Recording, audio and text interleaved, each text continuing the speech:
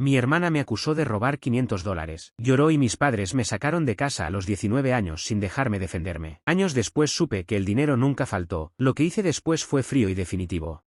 Me llamo Pablo, soy el segundo de 2 hijos. Mi hermana Valeria tiene 3 años más que yo. Siempre fue el centro de gravedad de nuestra familia. No de manera explícita sino de esa manera silenciosa en que algunas personas ocupan más espacio que otras sin que nadie lo nombre. Mis padres, Roberto y Elena, eran personas trabajadoras con vidas construidas alrededor de la estabilidad. Mi papá trabajaba en una empresa de construcción. Mi mamá llevaba la contabilidad de un negocio familiar de otro pariente. No éramos ricos pero no faltaba nada esencial. Lo que faltaba era más difícil de nombrar. Mi papá tomaba decisiones rápido y las defendía más tiempo del que debería. Mi mamá seguía a mi papá en casi todo porque esa era la dinámica que habían construido y que ninguno de los dos cuestionaba. Y Valeria, que los había estudiado a los dos durante años, sabía exactamente cómo moverse dentro de esa estructura. Yo era el que no terminaba de encajar, no porque fuera problemático, al contrario, era callado, sacaba buenas notas, no me metía en líos, pero había algo en mi manera de ser que no fluía con la dinámica familiar. Hacía preguntas donde se esperaba silencio.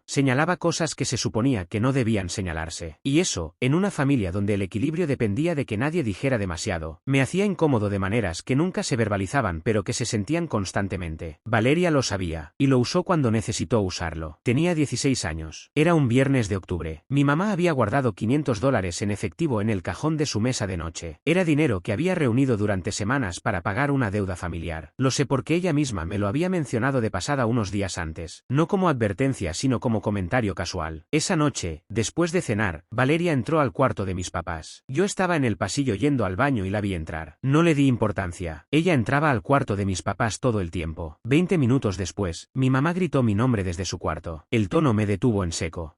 Mi mamá estaba parada junto a su mesa de noche con el cajón abierto. Mi papá estaba en la puerta. Valeria estaba detrás de él con los brazos cruzados. ¿Dónde está el dinero?, dijo mi mamá. No entendí de inmediato. ¿Qué dinero? Los $500 que tenía aquí. No sé, yo no he entrado a tu cuarto. Mi papá dijo. Valeria te vio entrar. Todo se detuvo. Miré a Valeria. Ella me sostuvo la mirada con una calma que debía haber reconocido como algo calculado pero que en ese momento no supe leer. Yo no entré a este cuarto, dije. Te vi, dijo Valeria. Su voz era tranquila, segura. La voz de alguien que ha practicado lo que va a decir. Estás mintiendo, Pablo. La voz de mi papá tenía ese tono que cerraba conversaciones. Devuelve el dinero. No tengo ningún dinero. Nunca entré aquí. Valeria te vio. Valeria está mintiendo. Lo que pasó después ocurrió en menos de 10 minutos. Mi papá me llevó a mi cuarto. Me dijo que vaciara mis bolsillos. Lo hice, $18 y unas monedas. Nada más. Dijo que había podido haberlo escondido en otra parte. Que el hecho de que no estuviera en mis bolsillos no probaba nada. Le dije que tampoco probaba que yo lo hubiera tomado. Me dijo que Valeria no tenía razón para mentir. Le dije que yo tampoco. Hubo un silencio donde sentí que algo se decidía. No a favor de la verdad, a favor de la versión que les resultaba más fácil sostener. Mi papá dijo, no puedo tener a alguien así en esta casa. Tardé un segundo en procesar esas palabras. ¿Qué? Si no devuelves el dinero esta noche, no puedes quedarte aquí. Papá, yo no tomé nada. Esa es tu decisión. Mi mamá estaba en la puerta del cuarto. La miré directamente, buscando algo. Un gesto, una duda, cualquier señal de que iba a preguntar más, a investigar, a no aceptar la primera versión que le habían dado. No dijo nada. Agarré la mochila del colegio. Saqué los libros. Puse adentro 2 mudas de ropa, mi cargador, los $18 y una foto que tenía en el escritorio. No sé por qué la foto. La agarré sin pensar. Caminé hacia la puerta. Valeria estaba en el pasillo. Me miró. Yo la miré. No dije nada porque en ese momento no tenía palabras para lo que sentía. Solo una claridad extraña y fría que no sabía todavía que iba a acompañarme durante años. Salí. La puerta se cerró detrás de mí. Caminé sin dirección durante casi una hora. Era octubre. Hacía frío y yo no había agarrado la chaqueta más gruesa porque no había pensado con suficiente claridad cuando estaba empacando. Me detuve en el portal de una ferretería que conocía de cuando era niño porque mi papá me llevaba ahí a veces. La encontré cerrada, el portal techado y suficientemente profundo para protegerme del viento. Me senté ahí. No lloré de inmediato. Eso me sorprendió después. Había esperado llorar y en cambio me quedé sentado con esa claridad extraña. Ese silencio interno de cuando el cerebro todavía no ha procesado completamente lo que acaba de pasar. Pensé en Valeria, en su expresión cuando me vio entrar al cuarto de mis papás, en cómo había calculado exactamente el momento, exactamente la historia, exactamente el nivel de detalle necesario para que resultara creíble. increíble. Pensé en mis padres, en la velocidad con que habían tomado la decisión, en que ninguno de los dos había dicho necesitamos investigar esto más, en que la posibilidad de que yo dijera la verdad nunca había entrado en la ecuación de manera real. Pensé en los 16 años que había vivido en esa casa creyendo que era mi familia. Alrededor de las 2 de la mañana por fin lloré. Fue una sola vez, intensa y corta, y luego paré porque no había nadie para escucharlo y hacerlo en silencio se sentía absurdo. Me dormí con la mochila como almohada. El primer problema fue el dinero. $18 no alcanzaban para nada real. El segundo día compré pan y agua y me quedaron 11. El tercero usé 3 más en el colectivo para ir al colegio porque lo único que tenía claro era que no iba a dejar de ir al colegio. Esa decisión, que tomé de manera casi automática, fue probablemente la más importante de esa semana. En el colegio había un profesor de historia que se llamaba Tomás. No era mi profesor favorito ni mi favorito en general, pero era alguien que prestaba atención a los estudiantes, de una manera que no todos los profesores hacen. El tercer día me vio llegar con la misma ropa que el día anterior y me preguntó si estaba bien. Le dije que no. Le conté lo básico, sin drama, solo los hechos. Tomás me escuchó sin interrumpir. Luego hizo varias llamadas. Esa tarde me llevó a hablar con una trabajadora social del distrito escolar que coordinó que yo pudiera quedarme temporalmente en una casa de acogida para menores mientras se evaluaba la situación. Mis padres recibieron una notificación del sistema escolar. No fue a buscarme ninguno de los dos. La casa de acogida era un lugar funcional sin pretensiones de ser más que eso. Había otras 4 personas en mi situación. 2 chicos de mi edad, una chica mayor y un niño de 11 años que no hablaba mucho. Las reglas eran simples y la persona que la administraba, una mujer de unos 50 años llamada Doris, era directa sin ser fría. Doris me preguntó el primer día si tenía alguna habilidad práctica. Le dije que sabía cocinar básico y que era bueno con los números. Me puso a ayudar con la contabilidad simple de la casa y con la preparación de comidas. No como pago sino como estructura, me dijo. Las personas sin estructura se pierden. Lo entendí después como el mejor consejo que recibí en ese periodo. Estuve en la casa de acogida 3 meses y medio. Durante ese tiempo fui al colegio todos los días. Saqué las mejores notas del semestre. No porque fuera fácil sino porque era lo único sobre lo que tenía control completo y necesitaba tener control sobre algo. Una vez, en esas semanas, recibí un mensaje de texto de Valeria. Decía, espero que estés bien. No respondí, no porque estuviera ensayando una respuesta dramática, sino porque genuinamente no tenía nada que decirle que pudiera decirse en un mensaje de texto. Cumplí 17 en la casa de acogida. Doris compró un pastel pequeño. Los otros que vivían ahí cantaron sin mucho entusiasmo pero con buena intención. Fue el cumpleaños más extraño de mi vida hasta ese momento. Mi mamá me mandó un mensaje. Decía, feliz cumpleaños. Espero que estés bien. Mi papá no mandó nada. Valeria mandó un mensaje 2 días después diciendo que se le había pasado la fecha. No respondí a ninguno. Esa noche pensé en lo que quería, no de manera filosófica, de manera práctica. ¿Qué quería en 12 meses? ¿En 3 años? ¿En 10? Tenía un año más de colegio. Quería terminarlo. Quería entrar a la universidad. Quería un trabajo que me permitiera sostenerme mientras estudiaba. Quería nunca más depender de una decisión de otra persona para tener techo. Eso último era lo más claro de todo. A los 3 meses y medio encontré un cuarto en renta compartida con 2 estudiantes universitarios. El dinero vino de un trabajo de medio tiempo que conseguí en una panadería a 5 cuadras del colegio. Empezaba a las 5 de la mañana, terminaba a las 9, y llegaba al colegio con olor a pan que algunos compañeros comentaban y que yo había dejado de notar. El dueño de la panadería era un hombre de unos 60 años llamado Don Aurelio que contrataba estudiantes con una política simple: si mantenías las notas, mantenías el trabajo. Si fallabas, no. Mantuve las notas. Don Aurelio me fue dando más responsabilidades con el tiempo. Primero solo limpieza y carga, luego atención al cliente, luego administración básica de inventario. Luego, cuando vio que era bueno con los números, me enseñó a manejar la caja y el registro de ventas. En ese año aprendí más sobre cómo funciona un negocio real que en cualquier clase que había tomado. Terminé el colegio con el promedio más alto de mi sección. En la ceremonia de graduación había 2 boletas de entrada reservadas para familia. No fui con nadie. Tomás, el profesor que había hecho las llamadas cuando todo empezó, estaba en la graduación porque tenía estudiantes en mi promoción. Cuando terminó la ceremonia y me vio solo, vino a darme la mano. ¿Tienes planes?, preguntó. Le dije que había aplicado a 3 universidades con programas de administración de empresas y que esperaba respuesta de 2. Asintió. Vas a estar bien. Lo dijo de una manera que no era consuelo vacío sino evaluación. Como alguien que ha visto suficientes personas en situaciones difíciles para saber cuáles van a salir adelante y cuáles no. Eso me quedó más que el diploma. Entré a la universidad con una beca parcial de mérito y el resto lo cubrí con trabajo. Seguí en la panadería de Don Aurelio por 2 años más hasta que conseguí un trabajo administrativo de medio tiempo, en una pequeña empresa de importación que pagaba el doble y me enseñaba cosas directamente relacionadas con lo que estudiaba. Los primeros 2 años de universidad fueron los más difíciles logísticamente. Dormía 6 horas en los mejores días. Comía barato y funcional. profesional. Administraba el dinero con una precisión que venía de haber aprendido que el error de un número podía significar no pagar el cuarto ese mes. No tenía tiempo para mucho más. Y en cierta manera lo agradecía porque no tener tiempo significaba no tener espacio para pensar demasiado en lo que había pasado. Lo que no procesé en ese periodo se fue acumulando en algún lugar quieto dentro de mí. Con mis padres tuve contacto mínimo durante la universidad. Mi mamá llamaba ocasionalmente. Las conversaciones eran cortas y seguían un patrón. Ella preguntaba cómo estaba, yo decía bien. Ella contaba algo de la familia, yo escuchaba. El tema del incidente nunca aparecía y la llamada terminaba sin que ninguno de los dos dijera lo que pensaba realmente. Una vez, en el segundo año de universidad, mi papá llamó. Era la primera vez que lo hacía desde que me había ido. Habló de trabajo, de cómo estaban las cosas en la casa, del vecindario. Yo respondí con el mismo tono neutro que usaba con mi mamá. Antes de colgar dijo, me alegra que estés bien. No respondí nada a eso. Hubo una pausa y colgamos. Con Valeria no hablé durante 4 años. No fue una decisión dramática. No bloqueé su número ni escribí una carta de ruptura. Simplemente no respondí lo que ella enviaba, que era poco y espaciado, y con el tiempo dejó de enviar. Me gradué a los 23. Para ese momento llevaba 1 año y medio trabajando tiempo completo en la empresa de importación donde había empezado de medio tiempo. Mi jefa directa era una mujer eficiente que reconocía resultados concretos y que me había dado responsabilidades crecientes porque se las manejaba bien. A los 24 me ofrecieron un puesto de coordinador de operaciones. A los 25 empecé a estudiar un posgrado en las noches. A los 26 tenía un apartamento propio. No grande, pero mío, sin compañeros de cuarto, sin dependencia de nadie, sin el nerviosismo constante de que una decisión ajena pudiera cambiar las condiciones de mi vida de un día para otro. Esa sensación de estabilidad fue la cosa más cara que construí en esos años. No en dinero, en trabajo, en tiempo, en decisiones sostenidas durante mucho tiempo sin garantías. Nadie me la regaló, nadie me la podría quitar tampoco. Hubo un momento específico, tenía unos 24 años, donde me di cuenta de que había dejado de sentir las cosas relacionadas con mi familia de la misma manera. No era que no me importaran, era algo más frío que eso. Era como si hubiera desarrollado una membrana entre yo y ellos que filtraba la emoción sin eliminarla completamente. Cuando mi mamá llamaba, la escuchaba con atención pero no con la vulnerabilidad de quien espera algo de la otra persona. Cuando mi papá envió un mensaje en mi cumpleaños ese año, lo leí y lo dejé sin responder durante 2 días antes de mandar un gracias. No era venganza, era lo que queda cuando el dolor ha durado suficiente tiempo para transformarse en algo más manejable. Valeria seguía siendo un silencio en mi vida, y ese silencio se había vuelto tan normal que ya no lo pensaba como una ausencia sino simplemente como la configuración actual de las cosas. Así estaban las cosas cuando todo cambió. Tenía 28 años. Estaba en una reunión de exalumnos del colegio. No era el tipo de evento al que iba normalmente, pero un compañero que seguía siendo amigo me había insistido. Durante semanas y un sábado con nada urgente que hacer decidí ir. Fue ahí donde vi a Marcos. Marcos había sido compañero de curso de Valeria, no mío, pero lo conocía de años de verlo en la casa cuando éramos adolescentes. Él y Valeria habían sido amigos cercanos durante el bachillerato, del tipo de amigos que están en la casa con suficiente frecuencia para que los conozca toda la familia. Lo saludé. Él me saludó. Tomamos algo. Hablamos de las cosas genéricas que se hablan en ese tipo de eventos. En algún punto, después de varios vasos y una conversación que se había vuelto más relajada, Marcos dijo algo que no esperaba. Oye, ¿tú y Valeria están bien ahora? Le dije que no teníamos mucho contacto. Marcos hizo una expresión rara. Sí, lo entiendo. Después de lo que pasó. ¿A qué te refieres? Marcos me miró. Fue una mirada de alguien que acaba de darse cuenta de que ha dicho más de lo que debía. Nada, cosas de familia. Marcos. Mantuve el tono completamente tranquilo. ¿A qué te refieres? Hubo un silencio. Luego, con la mezcla de alcohol y culpa que a veces hace que la gente diga lo que normalmente no diría, Marcos habló. Marcos y Valeria habían salido brevemente, de manera informal, cuando tenían 18 y 15 años respectivamente. En ese periodo, Valeria le había contado algo, no como confesión, sino como anécdota, de la manera en que la gente cuenta cosas que hace tiempo dejaron de sentirse como errores. Le había contado que el dinero de los $500 nunca desapareció, que lo había tomado ella misma para dárselo a un chico con quien estaba en ese momento, alguien que sus padres no aprobaban y con quien se veía en secreto, que cuando mi mamá fue a buscar el dinero y no lo encontró, Valeria había necesitado una explicación rápida, y la explicación más rápida y más segura era yo, no porque hubiera planeado todo con mucho tiempo de anticipación, sino porque en ese momento, con la presión de ser descubierta, mi nombre fue lo que salió. Yo era el más fácil de culpar, el que menos capital tenía en la dinámica familiar, el que mis padres creían con menos resistencia. El chico devolvió el dinero semanas después. Valeria lo reemplazó en el cajón de mi mamá sin decir nada y mis padres asumieron que yo lo había devuelto de alguna manera o que habían contado mal. Nadie revisó, nadie preguntó, y yo llevaba 12 años fuera de esa casa. Marcos me dijo todo esto con la expresión de quien sabe que está haciendo algo tarde pero no puede no hacerlo. Al final dijo, siempre siempre pensé que alguien te lo había dicho. No, lo lamento, Pablo. No le respondí nada a eso porque lo que sentía en ese momento no era algo que pudiera resolverse con un lo lamento de alguien que no había hecho nada malo. Manejé a casa esa noche en completo silencio. No fue la revelación dramática que tal vez se esperaría. No tiré nada. No llamé a nadie. No me quedé despierto hasta las 3 de la mañana con el corazón acelerado. Me senté en la cocina y pensé durante mucho tiempo con una calma que habría parecido extraña a quien me hubiera visto desde afuera. Lo que sentí fue algo que todavía no tengo la palabra exacta para describir. Era como cuando terminas de armar un rompecabezas que has estado mirando durante años sin entenderlo. No alegría, no alivio exactamente, sino la sensación de que las piezas por fin estaban en el lugar correcto y que eso cambiaba la imagen completa. 12 años de creer que mis padres habían elegido a Valeria sobre mí por alguna razón vaga relacionada con dinámica familiar o con quién les caía mejor o con quién era más fácil de defender. Resulta que había una razón concreta, una mentira específica, un momento preciso en que alguien eligió salvar su propia situación a mi costo y no se detuvo a medir lo que eso significaría para mí. Pensé en la noche en el portal de la ferretería, en los $18, en cumplir 17 en la casa de acogida, en los años de panadería, de cuartos compartidos, de calcular cada gasto con precisión de superviviente. Pensé en todo eso y en que ninguno de ellos lo sabía, que para Valeria había sido un momento difícil que había pasado y con el que había seguido viviendo sin consecuencias reales, que para mis padres era una historia cerrada en la que el malo era yo y en la que nunca habían tenido razones para dudar. Y pensé en lo que quería hacer con esa información. No tomé ninguna decisión esa noche. Me fui a dormir. Trabajé los días siguientes. Seguí con mi vida exactamente igual durante casi 3 semanas mientras procesaba todo en silencio. Lo que llegué a entender durante esas semanas fue esto: el enojo era real pero no era el punto. El punto era lo que quería que pasara a partir de ahora. Había 2 opciones fáciles y una difícil. La opción fácil 1 era no hacer nada. Seguir con mi vida. Guardar la información. Dejar que todo continuara exactamente como estaba. La opción fácil 2 era confrontar a Valeria directamente con rabia, hacer una escena, exigir una disculpa, crear el drama que la situación técnicamente merecía. Ninguna de las 2 me parecía suficiente. La opción difícil era más lenta, más calculada, y probablemente más honesta sobre lo que realmente quería, que no era venganza sino claridad. Que todos en esa familia supieran la verdad. No porque yo necesitara que me pidieran disculpas, sino porque 12 años de cargar una culpa que no era mía merecían que la verdad existiera en el lugar correcto. Decidí hablar con mis padres primero. Llamé a mi mamá un domingo. Esperé a que la conversación superficial terminara naturalmente. Luego dije: mamá, necesito contarte algo. ¿Qué pasó? Nada urgente, pero es algo importante. Le conté todo lo que Marcos me había dicho, sin adornos, sin carga emocional excesiva, solo los hechos en el orden en que los había recibido. Hubo un silencio muy largo. ¿Cómo sabes que lo que dice Marcos es verdad?, preguntó finalmente. Esa pregunta me dolió más que casi cualquier otra cosa en esta historia, no porque fuera inesperada, sino porque era exactamente la misma lógica que habían usado hace 12 años, buscar una razón para no creer en lugar de buscar la verdad. Le dije: puedes preguntarle a Valeria, y si lo niega, entonces tienes 2 versiones y decides qué hacer con ellas, igual que hace 12 años. Pero esta vez quería que supieras la otra versión. Colgué sin darle tiempo de responder mucho más. Mi mamá le contó a mi papá esa misma tarde. Lo supe porque mi papá me llamó 3 horas después. Fue la conversación más incómoda de mi vida adulta con él. No porque fuera hostil sino porque era evidente que no sabía qué decir. Tenía delante la posibilidad real de que lo que había hecho 12 años atrás hubiera sido un error irrevocable y no tenía un marco para procesar eso. Me preguntó si estaba seguro de lo que Marcos me había dicho. Le dije que sí. Hubo una pausa larga. ¿Qué quieres que hagamos? Esa pregunta me dijo algo importante, que en algún nivel, aunque no lo dijera directamente, estaba aceptando que podía ser verdad. Le dije: eso es entre ustedes y Valeria. Yo solo quería que supieran. Pablo, papá, no te llamo para que te disculpes ahora. Te llamo porque es la verdad y la verdad existía aunque nadie la dijera. Colgué. Valeria me llamó 2 días después. Supe que mis padres habían hablado con ella. No porque me lo dijeran sino porque la velocidad y el tono de su llamada tenían la textura de alguien que ha sido confrontada y que necesita controlar el siguiente paso. Pablo, necesitamos hablar. Estoy escuchando. Lo que le dijeron de Marcos no es exactamente como él lo cuenta. ¿Cómo es exactamente? Hubo una pausa. Fue un momento muy difícil. Tenía 18 años. Estaba asustada. Y yo tenía 16 y dormí en el portal de una ferretería. Silencio. Lo sé. ¿Lo sabes? Pablo, no supe medir las consecuencias en ese momento. Pensé que... ¿Qué pensaste? Otra pausa. Pensé que iban a investigar y que se iba a resolver solo. No pensé que iban a... ¿No pensaste que me iban a echar de la casa? No, o simplemente no te importó suficiente para pensarlo. Valeria no respondió. Le dije: no te llamo para pelear. No te llamo para que te disculpes, aunque sería lo correcto. Te llamo para que sepas que yo sé, y que mamá y papá saben, y que a partir de ahora todos estamos operando con la misma información. ¿Qué significa eso? Significa que cada uno decide qué hacer con eso. Las consecuencias bodas no fueron dramáticas. No hubo una gran escena. No hubo una reunión familiar donde Valeria confesó llorando y todos nos abrazamos. Lo que hubo fue más lento y más real. Mis padres cambiaron en sus interacciones con Valeria de maneras que ella misma fue notando. No la rechazaron, pero algo se había ajustado. Mi mamá empezó a hacer preguntas que antes no hacía. Mi papá empezó a tomar distancia de ciertos favores que antes daba sin cuestionar. Valeria lo notó y culpó a mi influencia. Me mandó un mensaje diciendo que había destruido la relación con sus padres. Le respondí una sola vez, yo solo conté lo que pasó. No respondió más. Con mis padres, las conversaciones cambiaron gradualmente. No se volvieron fáciles de repente. No hubo una disculpa formal de mi papá que resolviera 12 años de silencio, pero empezaron a ser más honestas. Mi mamá una vez, en una llamada que se extendió más de lo habitual, dijo, ojalá hubiéramos investigado más en ese momento. No le dije que sí, ojalá. No le dije que era tarde o que no importaba. Le dije, lo sé, mamá. Fue lo más cercano a un cierre que tuvimos. No pedí que Valeria fuera excluida de la familia. Eso habría sido su decisión de ellos, no mía. Y haberla pedido yo habría convertido la situación en una guerra en la que yo era un actor en lugar de alguien que simplemente había dicho la verdad. No exigí una disculpa formal de nadie, no porque no la mereciera, sino porque las disculpas que se exigen raramente resuelven lo que uno espera que resuelvan. Lo que yo quería no era el acto de la disculpa, era que la verdad existiera, y existía. No busqué a Marcos para agradecerle ni para reprocharle que hubiera tardado tanto en contármelo. Él era un testigo accidental, no un responsable. Y guardar rencor hacia alguien que finalmente había dicho la verdad me parecía una manera de gastar energía que tenía mejores usos. La decisión que tomé y que fue la más difícil de todas fue esta, seguir sin cambiar quién era. No volví a la dinámica familiar anterior como si nada, pero tampoco construí una identidad alrededor del daño que me habían hecho. Seguí siendo la persona que había construido su vida con trabajo y decisiones sostenidas. Seguí teniendo límites claros con mi familia que no venían de la rabia sino de la experiencia de haber entendido lo que pasa cuando no existen esos límites. Seguí tratando a mis padres con respeto, no porque se lo hubieran ganado completamente en ese momento, sino porque era la persona que quería ser independientemente de lo que ellos hicieran. Y seguí sin tener una relación real con Valeria. No como castigo, como realidad. La confianza que se necesita para tener una hermana en el sentido real de esa palabra no existía y no iba a existir a través de una conversación o de un acto de voluntad. Eso era simplemente la configuración honesta de las cosas. Tengo 30 años ahora. Tengo un trabajo que construí. Tengo un apartamento que es mío. Tengo amigos reales que elegí y que me eligieron sin que ninguno de nosotros necesitara una historia de origen común para sostener eso. Con mis padres hablo ocasionalmente. Las conversaciones son diferentes. No fáciles siempre, pero más honestas de lo que fueron durante los años donde todos fingíamos que un tema central de nuestra historia no existía. Mi papá me visitó una vez. Vino solo, sin mi mamá, cosa que nunca había hecho. Fuimos a comer. Hablamos de cosas reales por primera vez en mucho tiempo. Al final, antes de despedirnos, dijo algo que no esperaba. Dijo, cometí un error muy grande. No agregó más. No lo adornó con justificaciones ni con contexto. Le dije, lo sé, y lo dejé así. A Valeria no la he visto en 2 años. No es un conflicto activo. Es simplemente la distancia natural entre dos personas que no tienen una base real sobre la cual construir una relación. Ella eligió su protección a mi costo. Yo elegí mi independencia a mi propio esfuerzo. Ambas cosas son verdad al mismo tiempo. Hay una cosa que entendí con el tiempo sobre lo que me pasó. El daño más grande no fue la noche que me echaron. Fue lo que cargué durante los años que siguieron sin saber que era una mentira. Porque cuando construyes algo sobre una narrativa falsa, aunque construyas bien, parte de la estructura descansa sobre algo que no es sólido. Durante 12 años construí mi vida parcialmente desde el lugar de alguien que había sido rechazado por su propia familia sin entender completamente por qué. Eso dejaba una pregunta sin respuesta que vivía en algún lugar quieto y que de vez en cuando aparecía en momentos que no esperaba. Cuando la respuesta llegó, no curó todo de manera automática, pero cambió la base. Me dio la posibilidad de revisar la construcción con la información correcta. Eso valió más que cualquier disculpa. La familia no es un accidente de sangre que se convierte automáticamente en algo sagrado. Es una práctica. Es una serie de decisiones sostenidas en el tiempo. Es la elección repetida de tratar a otra persona con honestidad aunque sea difícil. Mis padres fallaron esa elección la noche que tomaron la primera versión que les dieron sin preguntar más. Valeria falló algo más profundo, eligió conscientemente causar daño a otra persona para protegerse a sí misma. Esas son decisiones que tienen consecuencias, no porque yo las haya impuesto desde afuera sino porque las consecuencias son la lógica natural de ciertas acciones. Lo que construí durante estos años no lo construí para demostrarles nada. Lo construí porque era lo que necesitaba construir para vivir de la manera en que quería vivir. La diferencia entre los dos es la distancia entre actuar desde la rabia y actuar desde la claridad. Elegí la claridad. Y todavía la elijo.